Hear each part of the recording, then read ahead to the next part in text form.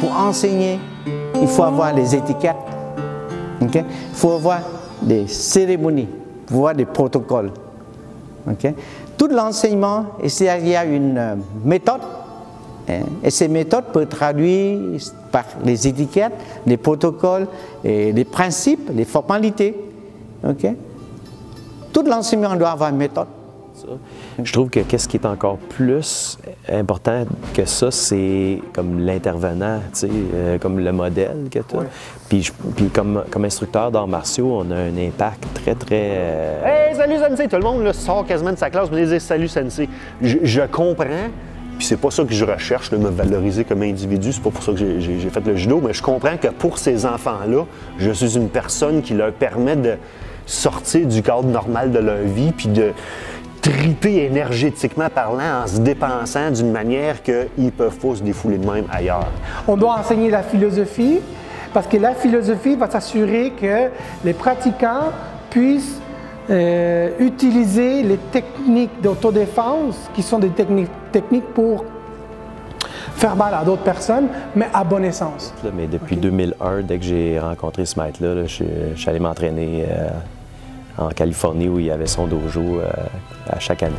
Fait que Sensei Katsumata vient dans notre dojo 3 à 4 fois par année.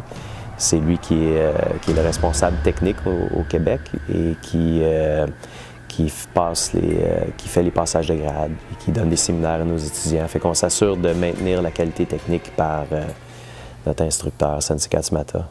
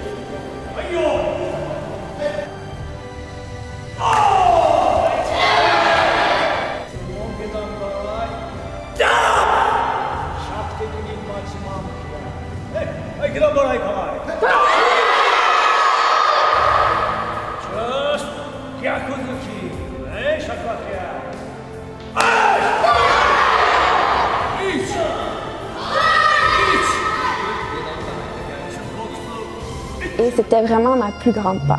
Mais j'ai décidé de foncer quand même. Parce que dans le Kung Fu, on vous apprend à développer le courage. Je cherchais un dojo qui a des bonnes valeurs familiales, puis le groupe d'instructeurs, on voit qu'ils se consultent, qu'ils se parlent, parce qu'il y a toujours une thématique, il y a toujours une raison du pourquoi qu'on fait.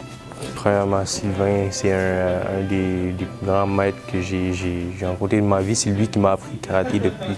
Moi, j'ai choisi le karaté parce que c'est avec ça que j'ai commencé. C'est ça qui me motive le plus, c'était la santé, et non seulement la santé physique, mais aussi la santé mentale. Donc, ça te met dans un état de paix intérieure.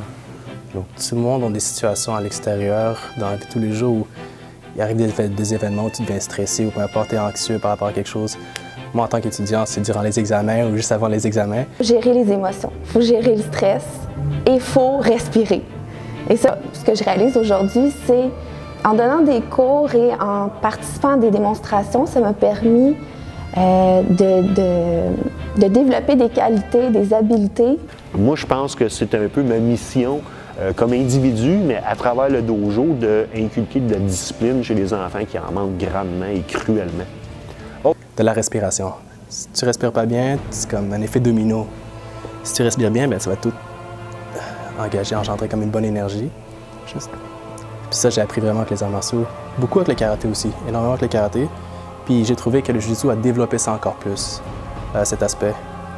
Qui est à sa tête, je m'en viens prendre une grippe ici, vers son triceps, une grippe serrée, right? Je le garde comme ça. Là, à partir de cette position-là, qu'est-ce qu'il risque de faire pour sortir de ça? Bridge, puis il va aller comme ça. Et ça, c'est ce qui est le plus fréquent. Si bridge vers moi, ce qu'il devrait peut-être faire, Moi, je veux utiliser tout mon corps pour le ramener puis l'amener comme ça. S'il bridge directement là, il va monter, je passe ma jambe par-dessus, je reviens avec son bras. Right? Est-ce que ça va?